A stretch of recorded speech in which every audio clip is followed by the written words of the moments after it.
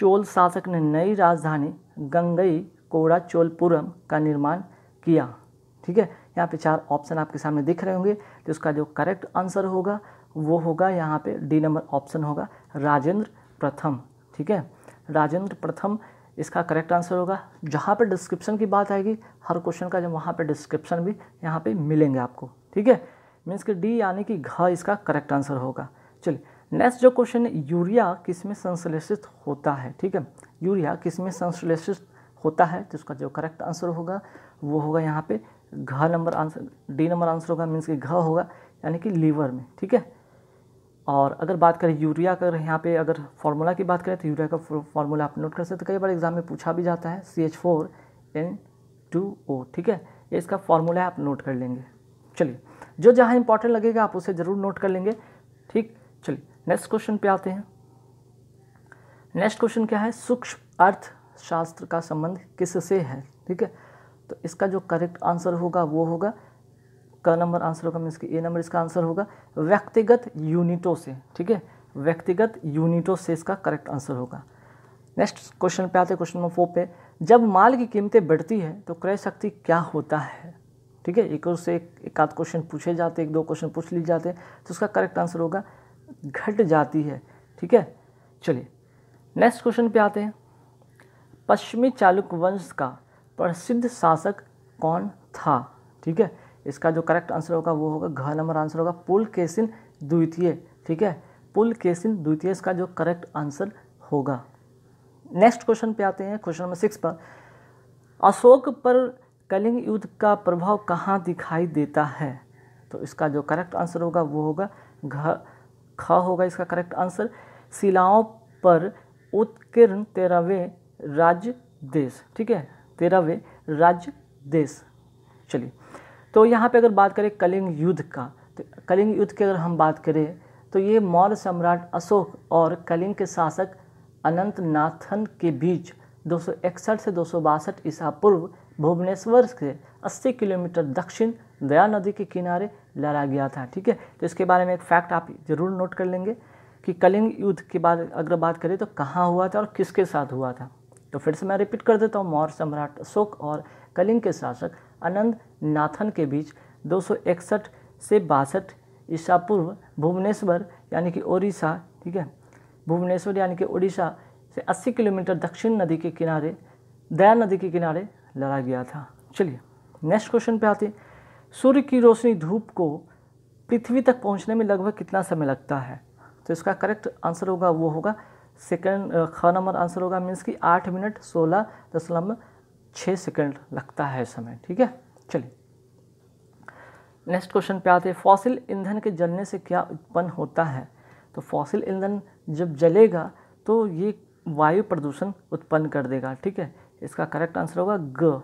ठीक, next question पे आते हैं, घातक मलेरिया फैलाने वाले बीमारी परजीवी का नाम क्या है? ठीक है, तो यहाँ पे इसका जो करेक्ट आंसर होगा वो होगा घ नंबर आंसर होगा, प्लाज्मोडियम मलेरिया होते हैं। ठीक है, दरअसल मलेरिया में होता क्या है, आपको फीवर होते हैं।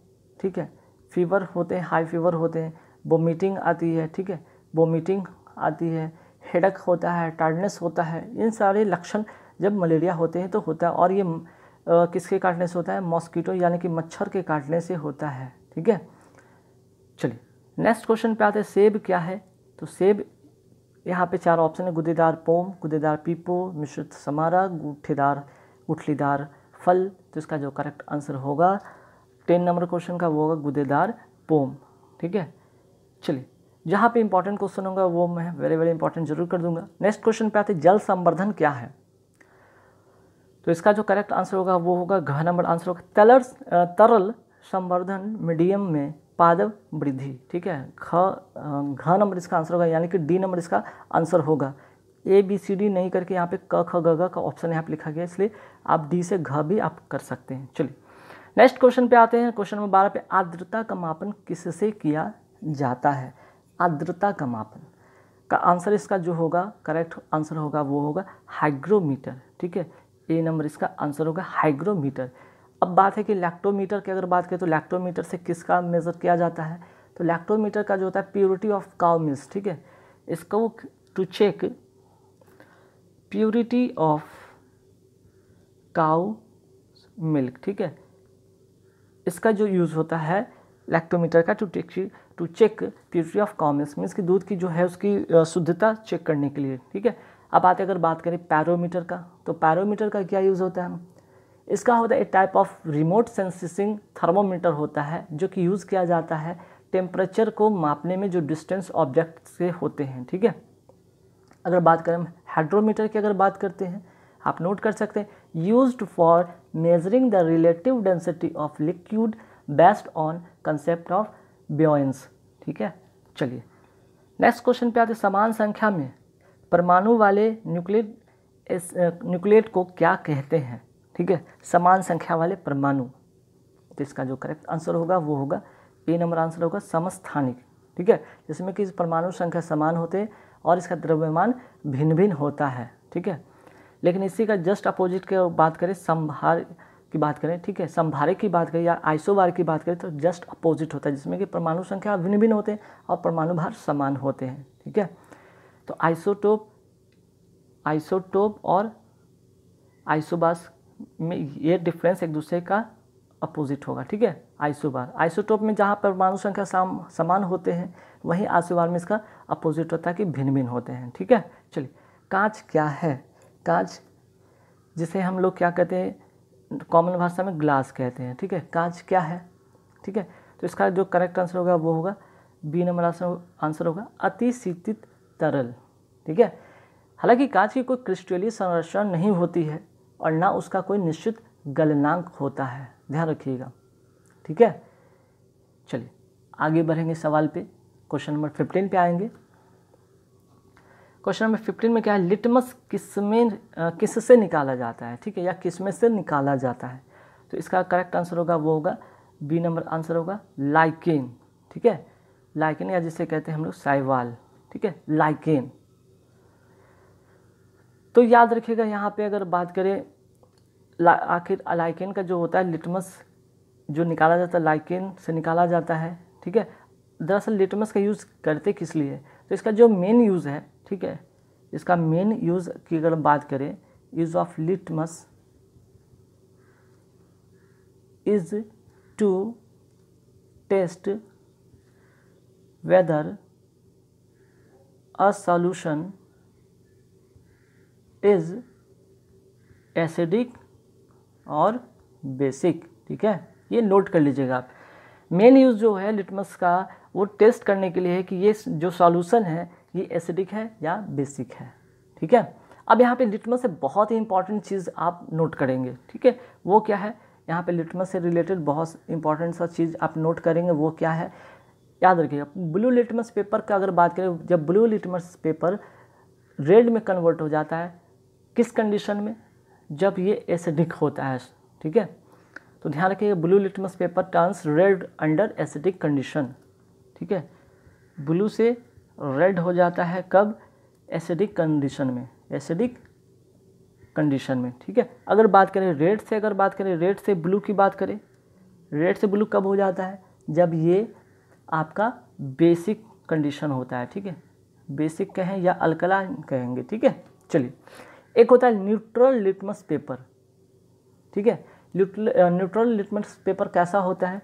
तो नोट कर लीजिएगा यहाँ पे, न्यूट्रल अगर न्यूट्रल लिटमस की बात करें तो न्यूट्रल लिटमस पेपर कैसा होता है? ये होता है आपका पर्पल कलर का, ठीक है, पर्पल। अगर बात करें लिटमस का, अगर बात करें पीएच की बात करें, पीएच इंडिकेटर कितना होता है? तो पीएच इंडिकेटर जो होता है 4.5 से लेकर 8.3 तक। तो कुछ लिटमस के बारे में इंपॉर्टेंट चीज़ था जो आपको बताना था, आप इसे ज़रूर नोट कर लेंगे, आपको काफ़ी काम की चीज़ हैं। नेक्स्ट आते हैं, सिरके का तिक्त स्वाद किसके कारण होता है? तो 16 नंबर क्वेश्चन का आंसर होगा वो होगा एसिटिक एसिड। हालांकि सिरके को इंग्लिश में क्या कहते हैं? विनेगर, ठीक है, इसे क्या कहते हैं? विनेगर, ठीक। तो एसिटिक एसिड के कारण होता है, ध्यान रखिएगा। एसिटिक एसिड का अगर यहाँ पे अगर कॉमन फार्मूला की बात करें तो इसका कॉमन फार्मूला होता है क्या? CH3COOH, ठीक है। कई बार एग्जाम में इसका फार्मूला भी पूछ दिया जाता है एसिटिक एसिड का, ठीक। तो सिरका को हम क्या कहते हैं? इंग्लिश में विनेगर कहते हैं। अच्छा, एसिटिक एसिड की यहाँ सिरके की बात करें तो सिरका बनता कैसे है, तो 5% जो होता है, 5% मान के चले, ठीक है, वो होता है एसिटिक एसिड, और प्लस जो होता है बाकी जो 95% होता है वो होता है वाटर, ठीक है। तो वाटर और एसिटिक एसिड मिलकर बनता है सिरका, ध्यान रखिएगा। चलिए नेक्स्ट क्वेश्चन पे आते हैं कि प्रसिद्ध उपन्यास प्राइड एंड प्रेजुडिस किसने लिखा था। तो इसका जो करेक्ट आंसर होगा 17 का वो होगा डी नंबर आंसर होगा जेन ऑस्टिन, ठीक है। नेक्स्ट क्वेश्चन पे आते हैं विश्व पर्यावरण दिवस कब मनाया जाता है। 18 का होगा आंसर, ए नंबर आंसर होगा 5 जून, ठीक है। नेक्स्ट क्वेश्चन पे आते हैं बंगाल का अस्थायी बंदोबस्त किस ब्रिटिश गवर्नर जनरल ने किया था। तो ये वेरी वेरी इंपॉर्टेंट क्वेश्चन में से एक हो सकता है, ठीक है। तो इसका 20 नंबर का जो आंसर होगा वो होगा Lord Warren Hasting, B number इसका करेक्ट आंसर होगा, ठीक है।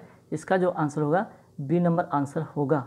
चलिए 20 नंबर की बातें हो गई, अब आगे बढ़ेंगे सवाल पे। अच्छा 20 से कुछ और चीज़ें इंपॉर्टेंट चीज़ें जो कि यहाँ ध्यान रखेंगे आप, जैसे कि भारत में अगर बात करें नागरिक सेवा का जनक, भारत में नागरिक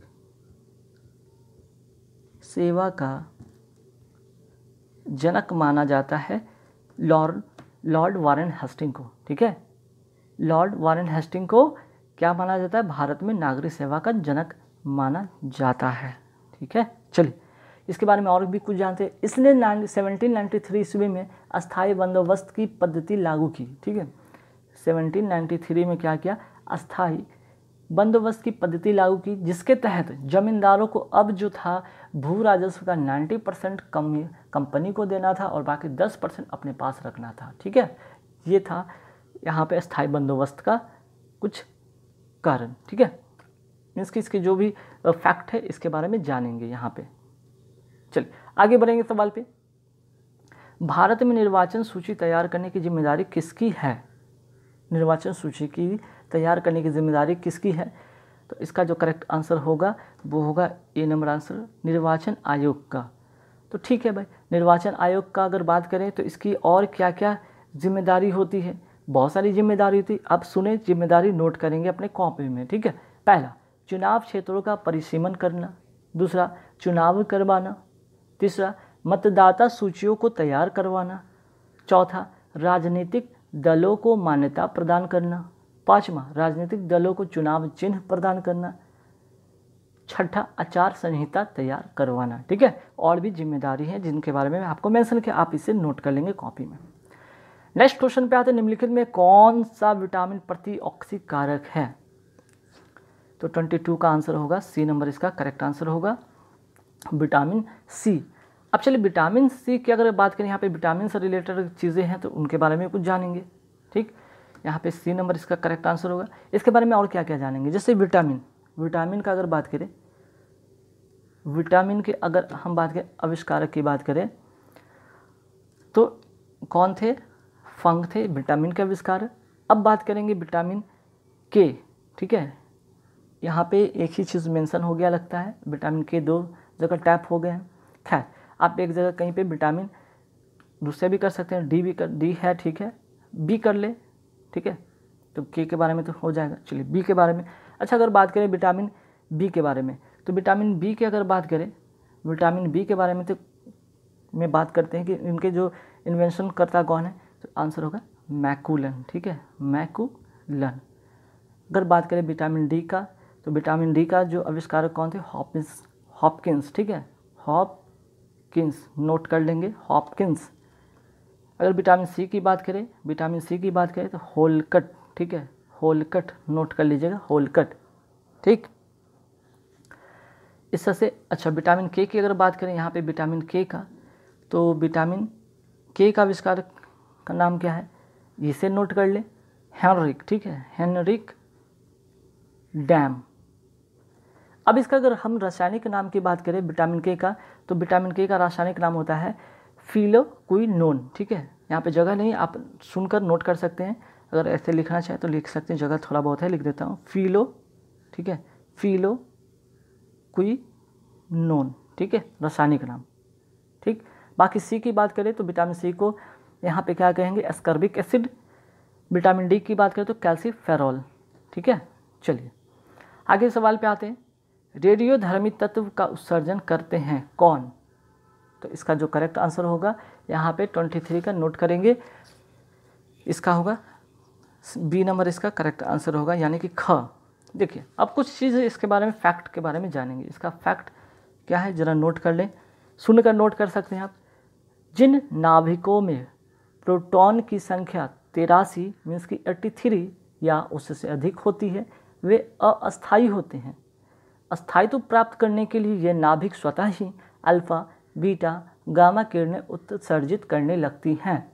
ऐसे नाभिक जिन तत्वों के परमाणु में होते हैं उन्हें रेडियो एक्टिव तत्व कहते हैं तथा किरणों के उत्सर्जन की घटना को रेडियो एक्टिविटी कहते हैं, ठीक है।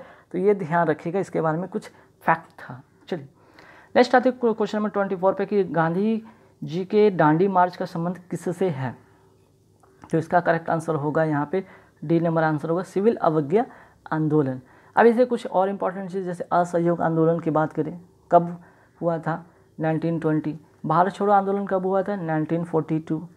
खिलाफत आंदोलन कब हुआ था? 1919 में, ठीक है। और सिविल अवज्ञा आंदोलन की यहाँ पे बात करते हैं, ये भी हुआ था 1930 में, ठीक है। चलिए तो ये कुछ फैक्ट है, आप इसे ज़रूर नोट करें। नेक्स्ट है चुंबकन की विधि क्या है? चुंबकन की विधि क्या है? तो इसका करेक्ट आंसर होगा ए नंबर, इसका आंसर होगा इनके बीच या इसके बीच से दिश धारा का गुजरना, ठीक है।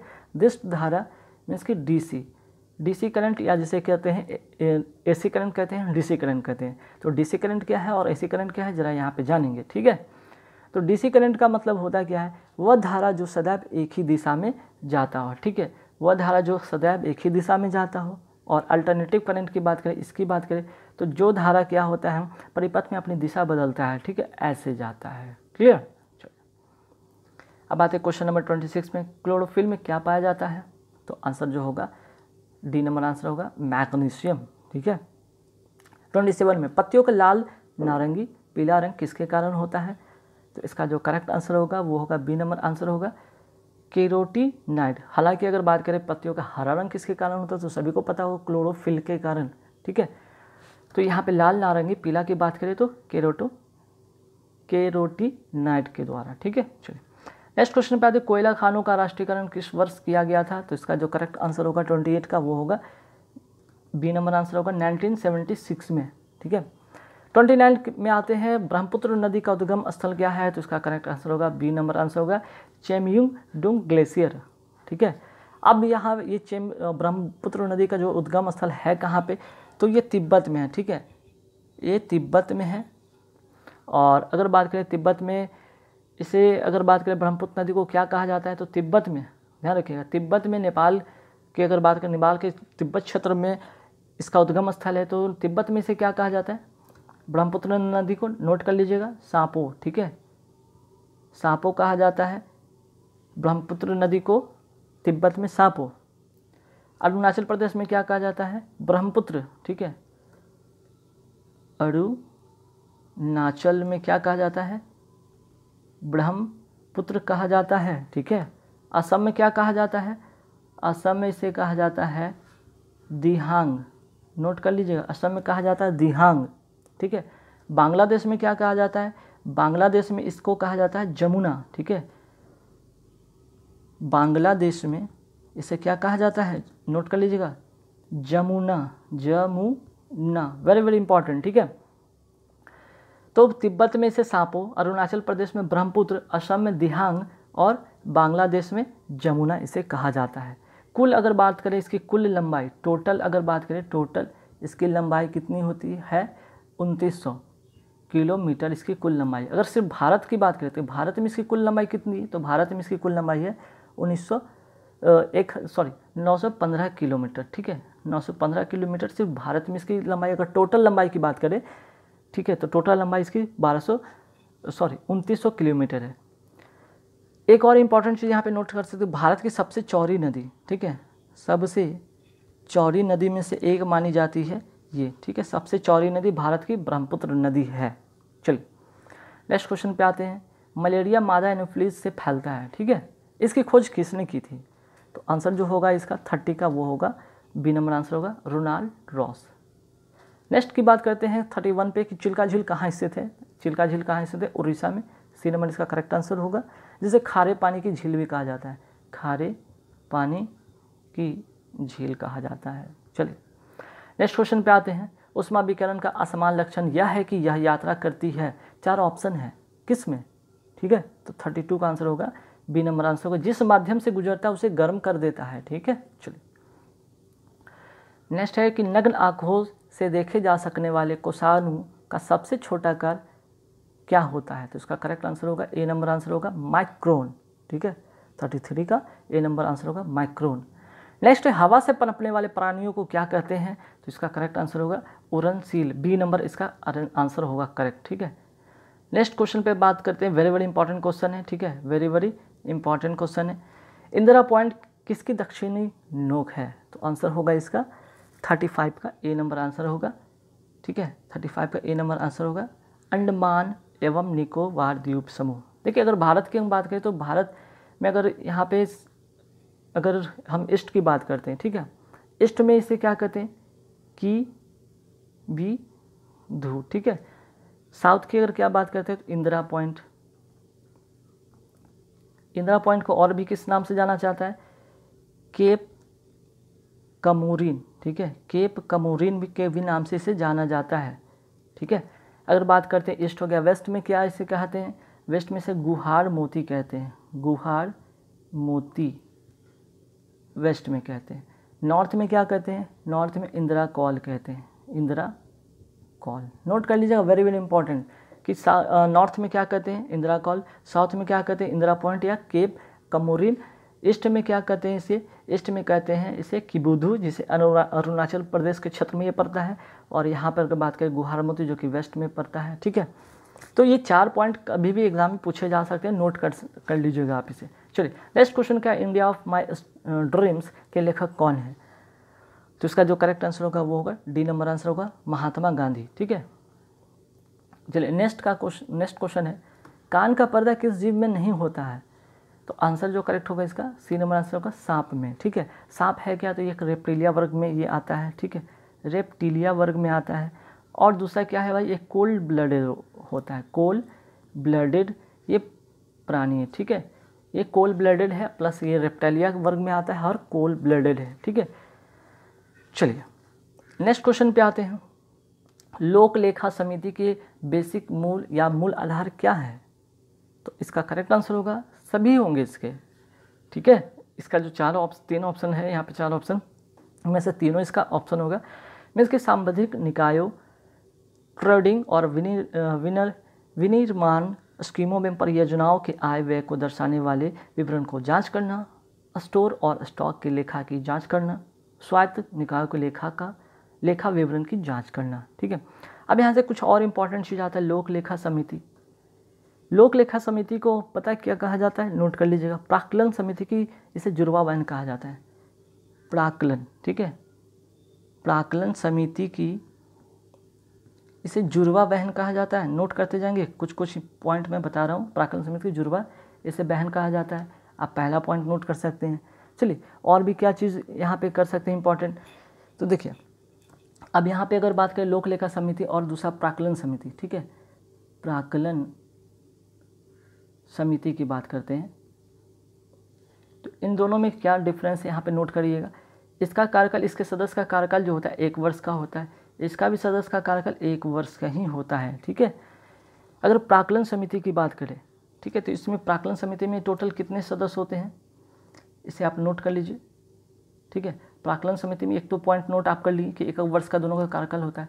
इसमें 22 सदस्य होते हैं। ठीक है, सॉरी, इसमें जो होते 30 सदस्य होते हैं और सिर्फ होते हैं लोकसभा से। ठीक है, लोकसभा से अगर इसमें बात करते हो तो इसमें कितने सदस्य होते हैं? 22 सदस्य होते हैं।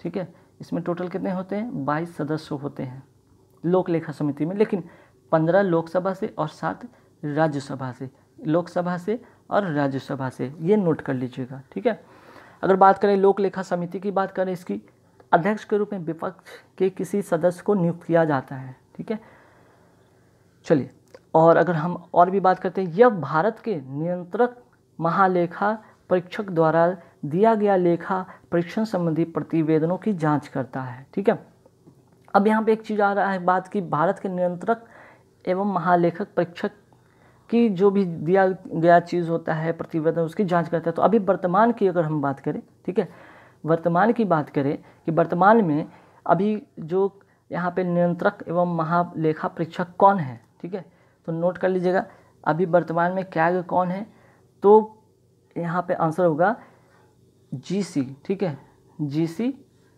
मुर्मू, जीसी मुर्मू।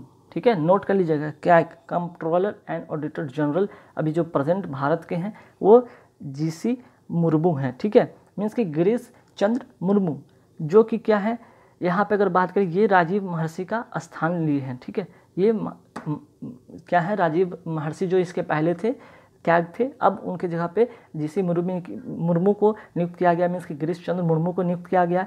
और गिरीश चंद्र मुर्मू कौन थे, तो फॉर्मर लेफ्टिनेंट गवर्नर जो थे यूटी ऑफ जम्मू कश्मीर के थे। ठीक है, इन्हें बनाया गया। तो यहाँ से वेरी वेरी इंपॉर्टेंट फैक्ट एक करंट अफेयर्स के तौर पे आप यहाँ पे नोट कर सकते हैं। चलिए नेक्स्ट क्वेश्चन क्या है, ब्रोफोफाइट को प्रायः उभयचर पादप क्यों कहा जाता है?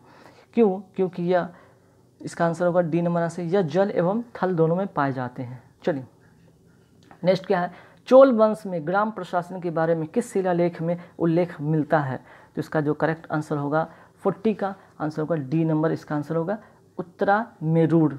ठीक है, चलिए आगे सवाल पे आते हैं, फटाफट देखते हैं क्वेश्चन पे। भारतीय संविधान कैसा है? तो भारतीय संविधान की अगर बात करें यहाँ पे तो ये है संघीय संविधान। ठीक है, इसका आंसर होगा सी नंबर, इसका करेक्ट आंसर होगा।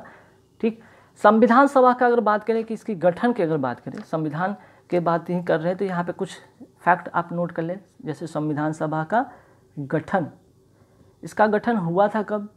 ठीक है, नोट कर लीजिएगा, तो इसका गठन हुआ था जुलाई 1946 में। ठीक है, इसका जो गठन किया था जुलाई 1946 में किया गया था। सदस्यों की कुल संख्या जो थी उस समय 389 थी।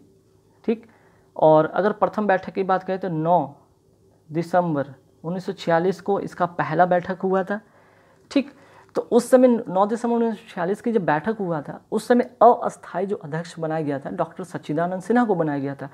फिर 2 दिन बाद में यानी कि 11 दिसंबर को 1946 को विशेष अस्थायी अध्यक्ष नियुक्त किया गया था डॉक्टर राजेंद्र प्रसाद को। ठीक है, तो कुछ फैक्ट यहाँ से ये भी आप नोट कर लेंगे। चलिए नेक्स्ट क्वेश्चन क्या है, अर्थशास्त्र पुस्तक के लेखक कौन है? आंसर होगा ए नंबर आंसर चाणक्य। ठीक है, चलिए अब आते हैं क्वेश्चन नंबर 43 पे, बेंजीन का क्या नहीं हो सकता है? तो बेंजीन का परिवर्धन नहीं हो सकता, डी नंबर इसका करेक्ट आंसर होगा। अगर बात करें बेंजीन का मॉलिक्यूलर फार्मूला की बात करें तो इसका मॉलिक्यूलर फार्मूला होता है C6H6 होता है। ठीक है, चलिए आगे बात करते हैं सवाल पे, फटाफट देखते हैं कि डीवीडी क्या है। डीवीडी का यहाँ पे फुल फॉर्म पूछा गया है, तो इसका जो करेक्ट आंसर होगा 44 का वो होगा बी। ठीक है, डिजिटल वर्सेटाइल डिस्क, इसका बी नंबर इसका करेक्ट आंसर होगा।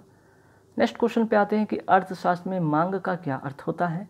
तो 45 का करेक्ट आंसर होगा बी नंबर आंसर होगा क्रय शक्ति पर आधारित मांग। ठीक है, पार नहीं पर। चलिए नेक्स्ट क्वेश्चन पे आते हैं, सूक्ष्म अर्थशास्त्र को क्या कहते हैं और क्या कहते हैं? तो इसका करेक्ट आंसर है ए नंबर आंसर होगा कीमत का सिद्धांत, ए नंबर, और ये वेरी वेरी इंपॉर्टेंट क्वेश्चन में से एक हो सकता है। ठीक है, चलिए नेक्स्ट क्वेश्चन पे आते हैं, संबंधित मध्य युग्म के क्रांतिक कोण से अधिक आपतन कोण का सघन से विरल माध्यम की ओर जाने वाली प्रकाश किरण क्या करती है? तो इसका जो करेक्ट आंसर होगा वो होगा समग्र आंतरिक परावर्तन करता है। ठीक है, चलिए भारत में कौन सी नदी को खुला नाला कहा जाता है? 48 नंबर क्वेश्चन है, इसका जो करेक्ट आंसर होगा वो होगा बी नंबर आंसर होगा यमुना। ठीक है, अगर बात करें यमुना की कुल लंबाई यहाँ पे अगर बात करते हैं, ठीक है, तो यहाँ पे कुछ चीज़ें यहाँ पे देखेंगे जिसकी कुल लंबाई इसकी कितनी है। तो भारत में अगर बात करें तो चौथी सबसे लंबी नदी है। ठीक है, ये चौथी या ऐसे कर सकते हैं 4th सबसे लंबी नदी है, इसकी लंबाई है 1310 किलोमीटर। ठीक है, ठीक, और ये कहाँ से निकलती है? तो उत्तराखंड के यमुनोत्री ग्लेशियर से निकलती है। अगर इसकी सहायक नदी की बात करें तो एक बहुत इंपॉर्टेंट सहायक इसकी नदी है वो है यहाँ पे यमुना की जो सहायक एक इंपॉर्टेंट नदी वो है चंबल नदी। ठीक है, चंबल नदी, चलिए, तो इस नदी से रिलेटेड कुछ चीज़ इंपॉर्टेंट फैक्ट भी और नोट करते हैं फटाफट कि पहला, अगर सबसे, ये तो मैंने बताया कि यमुना जो है इसका करेक्ट आंसर था, ये 4th प्लेस पे आता है, ठीक है, सबसे बड़ी जो नदी है। जैसे कि सबसे पहले 2525 किलोमीटर की बात करें, ये कौन है भाई इस किलोमीटर वाला, ये है गंगा, ठीक है, इसकी लंबाई। दूसरा अगर बात करें 1465 किलोमीटर की इसकी लंबाई है। सेकंड जो लंबी नदी है भारत की वो है गोदावरी, गोदावरी। थर्ड की बात करें तो थर्ड 1400 किलोमीटर लंबी कौन नदी है भारत की तीसरी लंबी नदी, वो है कृष्णा, ठीक है, वो है कृष्णा। और अगर बात करते फोर्थ पे, इसी की बात करते 1310 किलोमीटर है, कौन, यमुना, ठीक है। तो गंगा, गोदावरी, कृष्णा, यमुना नोट कर लीजिएगा। 4th प्लेस पर चौथी सबसे लंबी नदी है भारत की, और पहली गंगा, दूसरी गोदावरी, तीसरी कृष्णा और चौथी यमुना, ठीक है।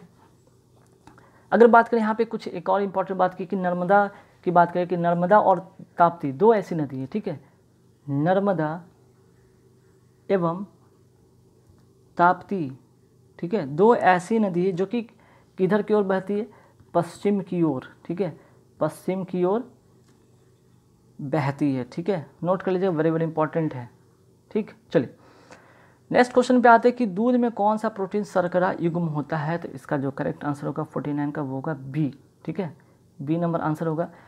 तो केसिन क्या है भाई, केसिन की अगर बात करें तो ये प्रोटीन है, ठीक है, दूध में ये प्रोटीन होता है।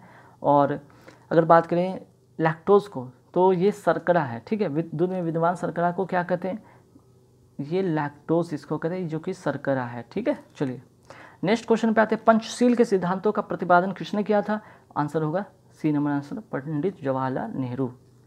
आते हैं नेक्स्ट क्वेश्चन, भीलों के प्रसिद्ध लोक नाटक का नाम क्या है, तो इसका करेक्ट आंसर होगा ए नंबर आंसर होगा गबरी, ठीक है।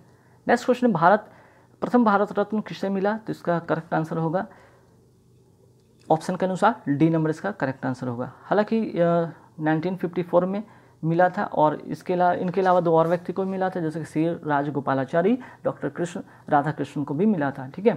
चलिए नेक्स्ट क्वेश्चन पे आते हैं, मार्को पोलो किस लिए विख्यात है, तो इसका जो करेक्ट आंसर होगा वो होगा बी नंबर आंसर, चीन, भारत और एशिया की यात्रा करने के कारण ये विख्यात था।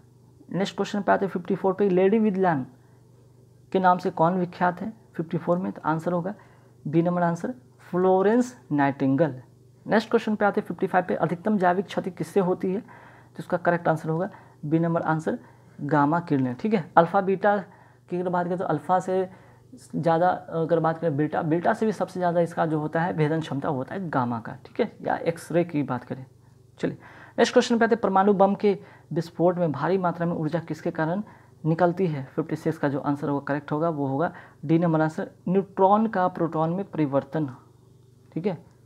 चलिए नेक्स्ट क्वेश्चन पे आते हैं, किसी सिग्नल के तरंग के रूप का अध्ययन किसके द्वारा किया जाता है या किया जा सकता है, तो उसका करेक्ट आंसर होगा वो होगा ए नंबर आंसर होगा स्पेक्ट्रम मापी से, ठीक है। चलिए अब यहाँ पे बात हो गई है ना। चलिए नेक्स्ट क्वेश्चन पे आते हैं, नेक्स्ट क्वेश्चन है धारावाहक तार कैसा होता है 58 का, तो धारावाहक तार की अगर बात करें तो इसका करेक्ट आंसर होगा सी नंबर आंसर होगा, न्यूट्रल होता है, जिसमें कि यहाँ पे पॉजिटिव और निगेटिव दोनों आवेश इसमें होते हैं, ठीक है। नेक्स्ट, लोहे में जंग लगना क्या है, तो ये विद्युत रसायन परिवर्तन है, बी नंबर इसका करेक्ट आंसर होगा। नेक्स्ट क्वेश्चन पे आते हैं, सीसा जिसे लेड कहते हैं संचालक बैटरी के आवेशित होने पर क्या होता है, ठीक है, तो 60 का जो करेक्ट आंसर होगा वो होगा डी नंबर आंसर होगा, सल्फ्यूरिक एसिड की खपत होती है, ठीक है। अगर बात करें यहाँ पे एक और फैक्ट यहाँ पे नोट कर सकते हैं कि सीसा या जिससे संचालक बैटरी की अगर बात करें, आविष्कारक की बात करें तो गेस्टन प्लांटे, ठीक है, प्लांटे ने इसका आविष्कार किया था, ठीक है, नोट कर लीजिएगा, किसका, संचालक बैटरी का, सीसा संचालक बैटरी का, ठीक है। चलिए नेक्स्ट क्वेश्चन पे आते हैं 61 में, संगम काल में रोमन व्यापार का केंद्र क्या था, तो इसका करेक्ट आंसर होगा डी नंबर आंसर, मसूरी, ठीक है, सॉरी मुसीरी, ठीक है। चलिए नेक्स्ट क्वेश्चन पे आते हैं 62 पे, जल प्रवाह को मापने की यूनिट क्या है, तो 62 का करेक्ट आंसर होगा वो होगा डी नंबर आंसर, क्यूसेक, ठीक है, इसका जो करेक्ट आंसर क्या होगा क्यूसेक, ठीक है। फिर आगे बढ़ते सवाल पे फटाफट देखते हैं। नेक्स्ट सवाल क्या है यहाँ पे, निम्नलिखित में कौन सा अनुवांशिकता या जिसे जेनेटिक्स कहते हैं शब्द किसने गढ़ा था? तो 63 का वेरी वेरी इंपॉर्टेंट क्वेश्चन, इसका आंसर होगा सी नंबर आंसर बेटसन। ठीक है, सी नंबर आंसर होगा बेटसन। लेकिन अगर यहाँ पे एक चीज़ देख रहे हैं, यहाँ पे एक और है जोहानसन। तो जोहानसन ने क्या किया था, जीन शब्द का इन्होंने प्रतिपादन किया था। तो ये भी इंपॉर्टेंट है, इसे भी नोट कर लीजिएगा आप। नेक्स्ट क्वेश्चन पे आते हैं 64 पे कि भाई निम्नलिखित में कौन सा प्रत्यक्ष कर है? तो आंसर जो इसका होगा धन कर जो है प्रत्यक्ष कर है। सी नंबर इसका करेक्ट आंसर होगा।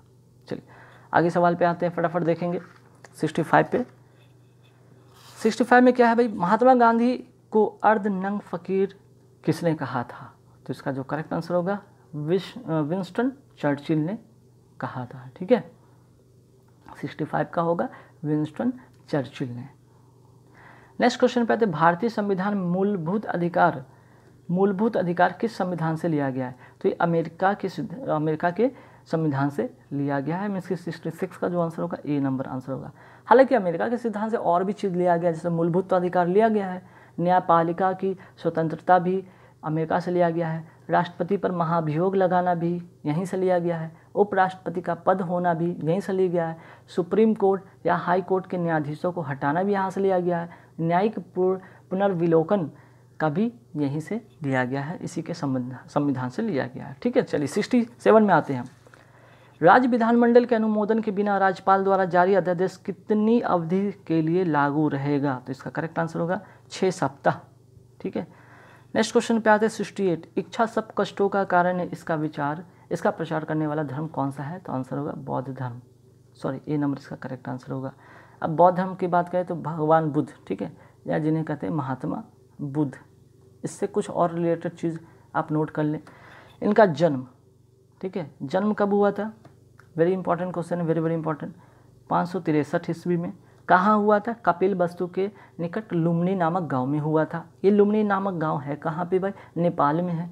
इनकी मृत्यु की अगर बात करें तो मृत्यु कब हुई थी? तो मृत्यु हुआ था यहाँ पे 483 ईसा पूर्व में हुआ था। तो जन्म 563, मृत्यु 483 ईस्वी में। ठीक है, चलिए नेक्स्ट क्वेश्चन पे आते हैं, रूसी क्रांति का प्रारंभ किस शहर से हुआ था? तो इसका आंसर होगा सेंट पीटर्सबर्ग। ठीक है, सेंट पीटर्सबर्ग। नेक्स्ट, जैन साहित्य को क्या कहते हैं? जैन साहित्य को अंग कहते हैं। डी नंबर इसका आंसर होगा। अब जैन से रिलेटेड भी कुछ चीज़ें याद कर रहे हैं। तो जैन धर्म के संस्थापक, ठीक है, जैन धर्म के संस्थापक कौन थे भाई? संस्थापक नोट कर लीजिए, ऋषभदेव। ठीक है, ऋषभदेव।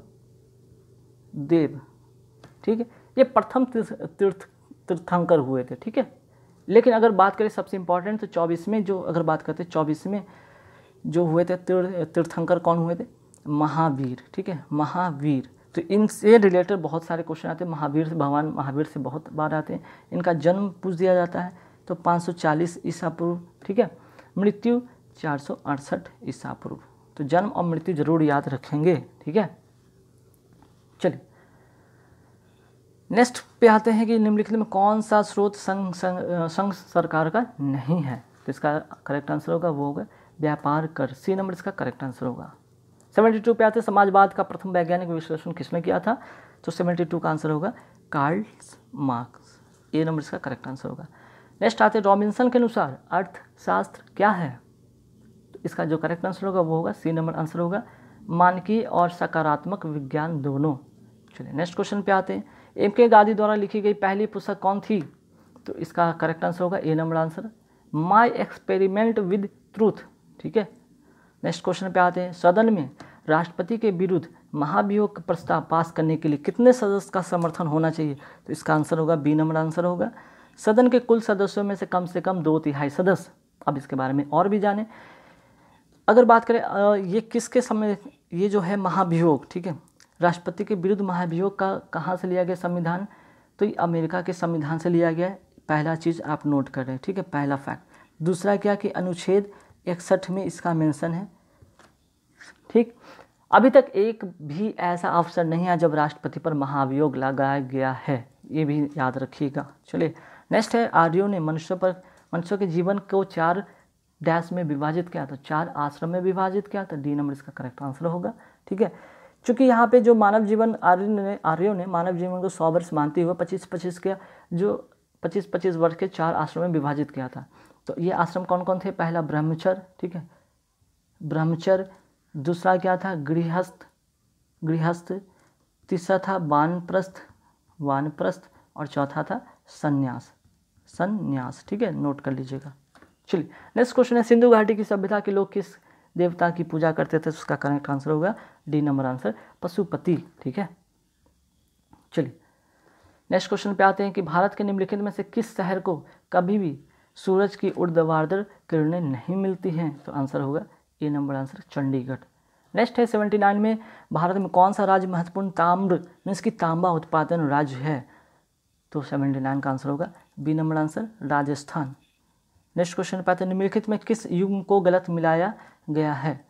तो देखिए इसका जो करेक्ट आंसर होगा बी, ये गलत है। बाकी भारतीय पुरातत्व सर्वेक्षण कोलकाता में सही है, इंटीग्रल कोच फैक्ट्री पेरम्बूर में सही है, भारतीय सर्वेक्षण देहरादून में सही है।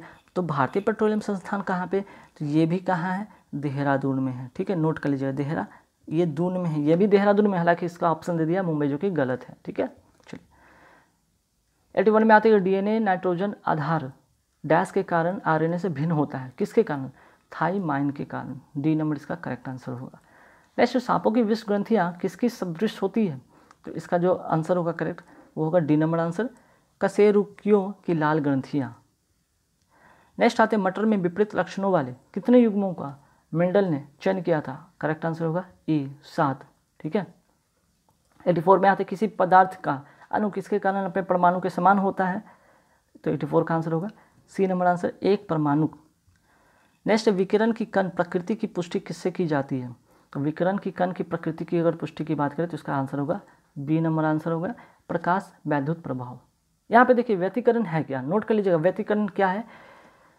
तो यहाँ पे ध्यान रखिए, समान आवृत्ति आयाम की दो प्रकाश तरंगें जब एक साथ किसी बिंदु पर पहुँचते हैं तो उस बिंदु पर जो होता है प्रकाश ऊर्जा का पुनः वितरण हो जाता है, इसे कहते हैं व्यतिकरण। अब विवर्तन क्या है? अवरोध के कारण किनारे से मुड़कर जब प्रकाश आगे बढ़ता है, इसे कहते हैं विवर्धन, ठीक है। तो ये जरूर नोट कर लेंगे, वेरी वेरी इंपॉर्टेंट क्वेश्चन है। चलिए नेक्स्ट क्वेश्चन पे आते हैं, MS DOS में प्राइमरी फाइल नेम कितने कैरेक्टर का होता है या कितने कैरेक्टर का रखा जा सकता है? तो 86 का आंसर होगा बी नंबर आंसर। 87 में क्या है, USB का प्रयोग किसके लिए होता है? तो USB का प्रयोग जो होता है वो होता है पोर्ट टाइप के लिए, सी नंबर इसका करेक्ट आंसर होगा। 88 में आता है, निम्नलिखित में किसे यशत पुष्प कहते हैं? यशत पुष्प को क्या और नाम है? फिलोसफर उल, ठीक है, फिलोसफर उल भी कहते हैं इसे इंग्लिश में, ठीक है। तो इसका जो करेक्ट आंसर होगा 88 का वो होगा B number answer, zinc oxide, ZNO, ठीक है। चलिए यहाँ पे हो गया। नेक्स्ट क्वेश्चन पे आते हैं, सबसे अधिक जल धारण क्षमता किसमें होती है? तो इसका करेक्ट आंसर होगा दोमट मिट्टी, ठीक। चलिए नेक्स्ट क्वेश्चन पे आते हैं, क्लोरोफिल में कौन सा पॉर्फिरिन होता है? तो इसका जो करेक्ट आंसर होगा 90 का वो होगा मैग्नीशियम, ठीक है। मैग्नीशियम, यहाँ पे थोड़ा सा मिस्टेक हुआ लिखने में, नोट कर लीजिएगा, ए नंबर इसका आंसर होगा मैग्नीशियम, ठीक है। Mg means magnesium. Next question पे आते हैं 91 में क्या है भाई कि इस्लाम की स्थापना कब हुई थी? तो इसका करेक्ट आंसर होगा 7वीं सदी में, ए नंबर इसका करेक्ट आंसर होगा। और इसके संस्थापक कौन थे भाई? हजरत, ठीक है। इसके अगर संस्थापक की बात करें तो हजरत मोहम्मद साहब इसके संस्थापक थे, नोट कर लीजिएगा, ठीक है। चलिए नेक्स्ट क्वेश्चन पे आते हैं, शिंतो कहाँ का मूल धर्म है? तो इसका आंसर होगा करेक्ट, बी नंबर इसका करेक्ट आंसर होगा। नेक्स्ट 93 पे आते हैं, भारत का प्रथम उपग्रह आर्यभट्ट कब छोड़ा गया था? तो इसका करेक्ट आंसर होगा 93 का डी नंबर आंसर होगा 1975 में, ठीक है। चलिए नेक्स्ट क्वेश्चन पे आते हैं कि कुषाण काल में भारतीय और ग्रीक शैली के मिश्रण के विकसित कला की शैली को किस नाम से जाना जाता है? तो इसका करेक्ट आंसर होगा गंधार काल, ठीक है। 95 में आते हैं कि भारतीय राष्ट्रीय कांग्रेस के किस सत्र में पूर्ण स्वराज प्रस्ताव स्वीकार किया गया था? तो इसका जो करेक्ट आंसर होगा 95 का वो होगा सी, 1929 के लाहौर अधिवेशन में, ठीक है। अब इसके बारे में कुछ फैक्ट जानिए। दिसंबर 1929 में भारतीय राष्ट्रीय कांग्रेस का वार्षिक अधिवेशन लाहौर में हुआ। ठीक है, इस अधिवेशन की नेहरू की अध्यक्षता में पूर्ण स्वतंत्रता का प्रस्ताव स्वीकार किया गया।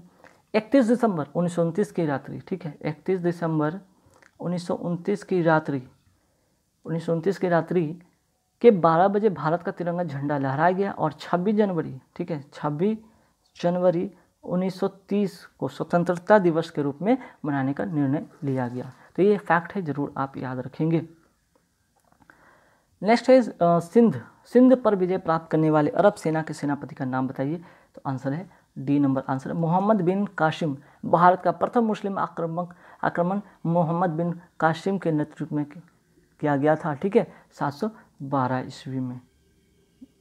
चलिए नेक्स्ट क्वेश्चन पे आते हैं। गांधी जी ने अपना राजनीतिक गुरु किसे मानते थे? तो इसका करेक्ट आंसर होगा गोपाल कृष्ण गोखले। मीन्स कि डी नंबर इसका करेक्ट आंसर होगा। नेक्स्ट क्वेश्चन पे आते हैं विश्वव्यापी महान मंदी किस वर्ष आई थी? तो इसका जो करेक्ट आंसर होगा वो होगा बी नंबर